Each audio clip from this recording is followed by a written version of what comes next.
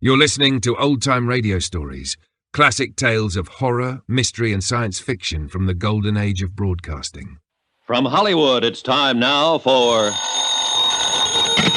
Johnny Dollar. John, this is Harry Branson of Philadelphia Mutual. Harry, what are you doing in town? I'm not. At least not in your town. But you've got a case for me. Do you know anything about violins? Oh, don't tell me. So he opened up his fiddle case and out came a submachine gun, that it? John, that technique went out with Prohibition. Now, seriously, this case contains a genuine Amati. Good. What's an Amati? One of the finest, most expensive violins ever made. This one was insured for $30,000.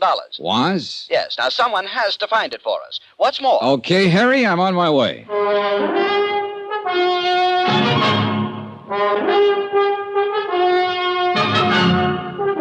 Tonight and every weekday night, Bob Bailey in the transcribed adventures of the man with the action-packed expense account, America's fabulous freelance insurance investigator. Yours truly, Johnny Dollar.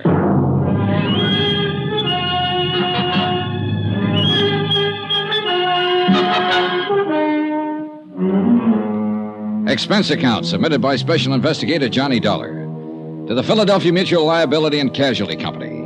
The following is an accounting of expenditures incurred during my investigation of the Ricardo Amerigo matter.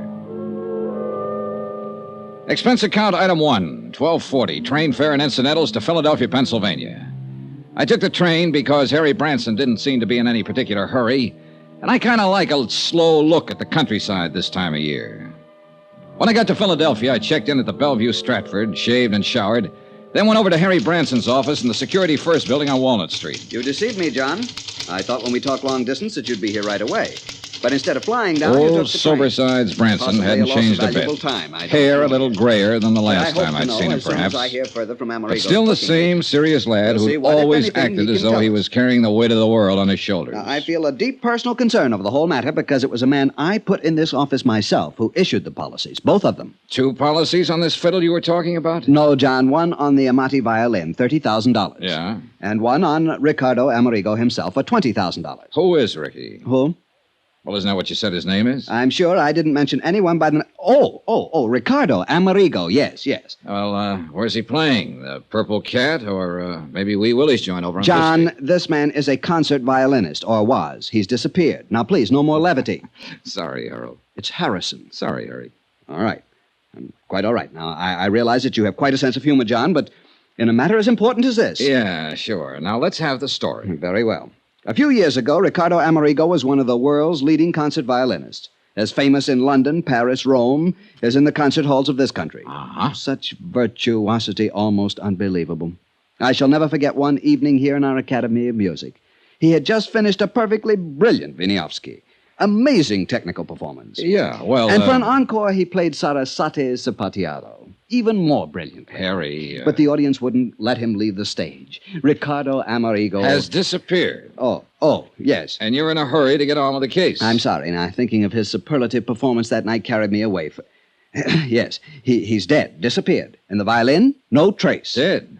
You didn't say that before. I know. You see, there's no proof of death. No body. Disappeared. Well, don't let me shock your finer sensibilities, Harry. Murder? We have thought of that, of course. Who's we? The Port Morris police.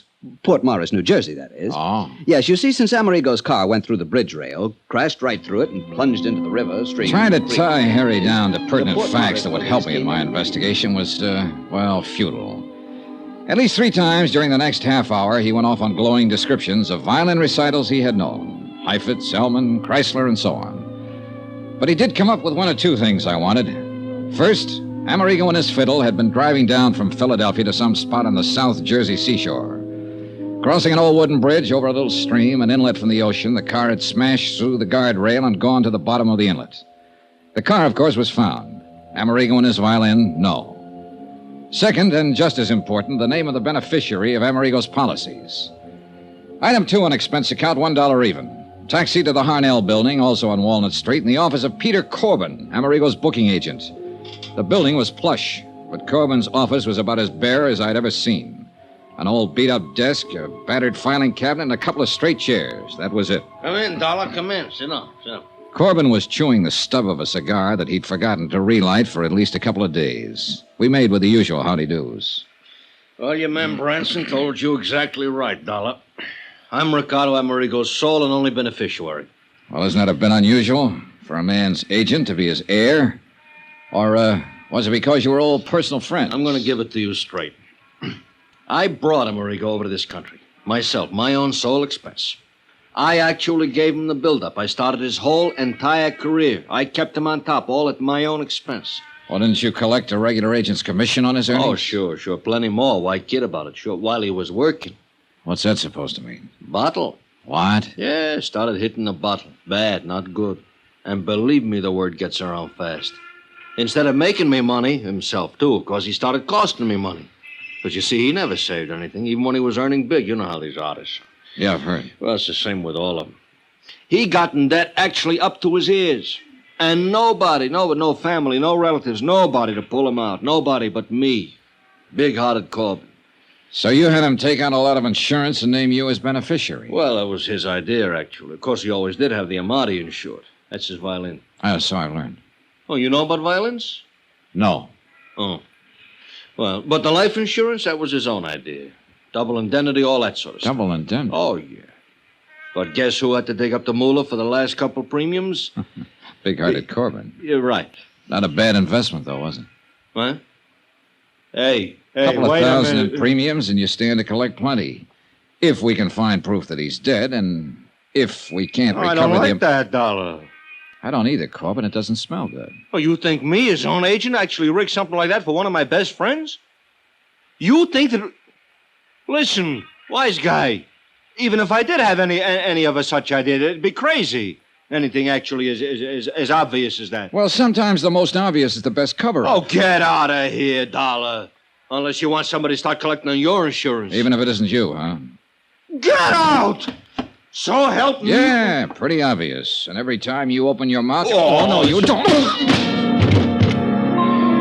Why is it that people who telegraph their punches are always the first to start swinging? I don't know. Anyhow, I left Corbin to pick himself up and start thinking about some alibis he might need. And in the cab back to my hotel, I did a lot of thinking myself. Sure, the obvious off times is the best cover-up. And yet it might be too obvious.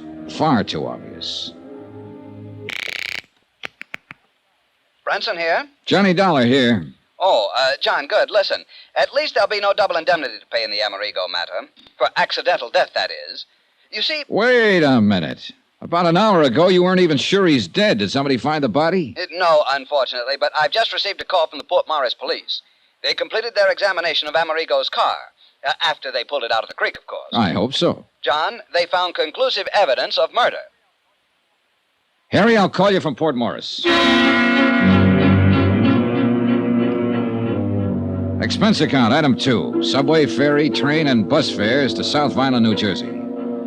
South Vineland because Ad Bowles lived there, and I knew that if anything at all happened in the heart of sunny southern Jersey, Ad would know about it. Retired and raising some of those wonderful South Jersey sweet potatoes and peaches with plenty of hired help, he amused himself by moseying around, getting to know everybody and everything that happened in his section of the state.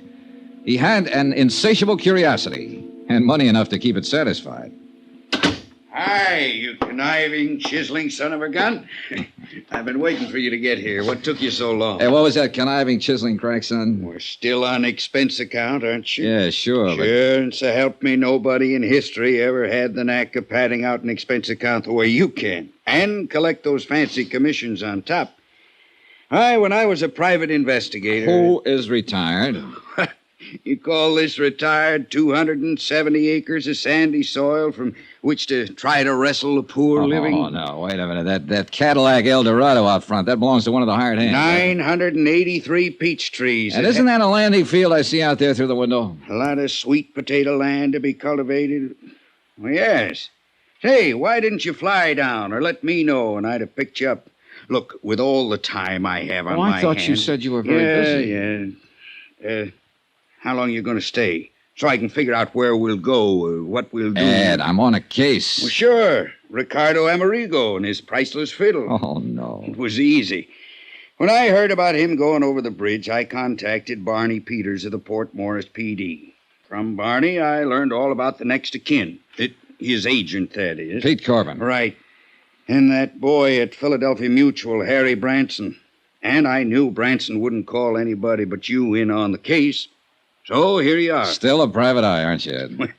Gotta have some way of killing time. And I suppose you have the whole case solved. Yep. Well, according to Harry Branson, who heard from the Port Morris police just before I left Philly, it was murder.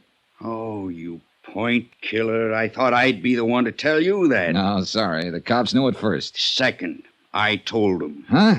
Yeah, I showed them where somebody'd used a hacksaw on the steering arm of Amerigo's car when they dragged it out of the creek. Uh-huh. So that was it. Yep.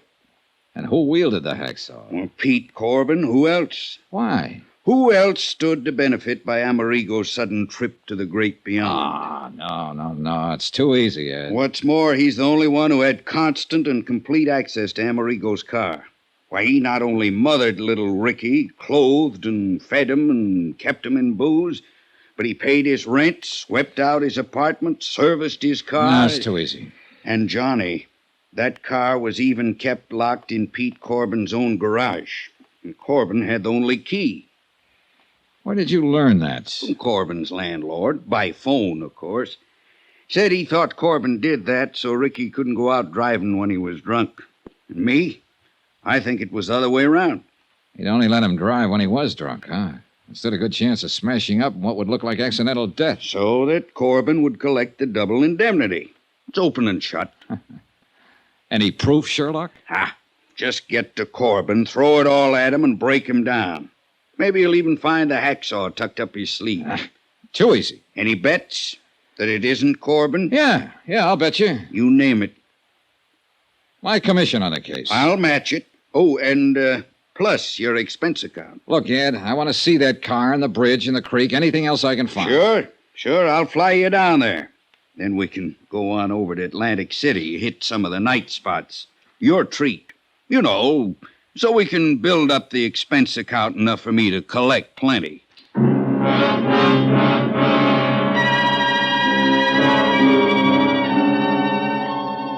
Ed Bowles had been a pretty good investigator in his day, seldom gone off half-cocked. Yet all his evidence was purely circumstantial. And where was the body? What's more, Pete Corbin acted anything but scared. Or so I thought until I put through a routine call to Harry Branson. He was worried. He had a right to be. Pete Corbin had packed a bag, jumped into his car, and disappeared.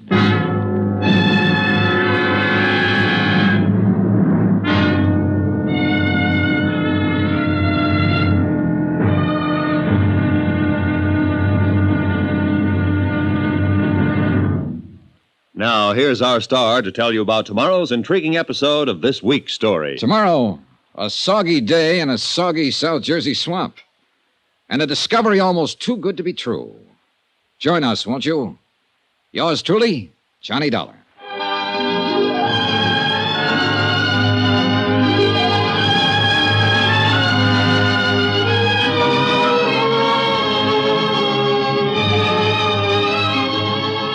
Yours truly, Johnny Dollar, starring Bob Bailey, is transcribed in Hollywood. Written by Sam Dawson, it is produced and directed by Jack Johnstone. Be sure to join us tomorrow night, same time and station, for the next exciting episode of Yours truly, Johnny Dollar. Roy Rowan speaking.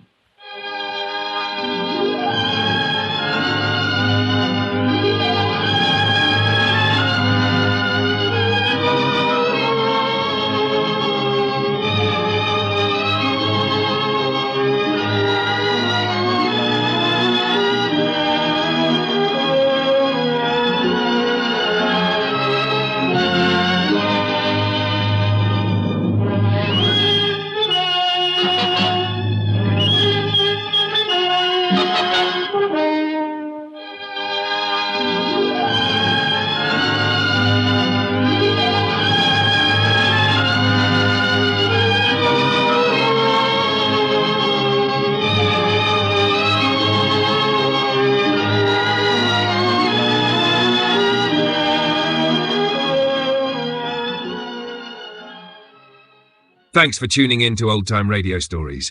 Follow us for more timeless tales and get full video episodes plus bonus content at patreon.com/The Forbidden Knowledge Network.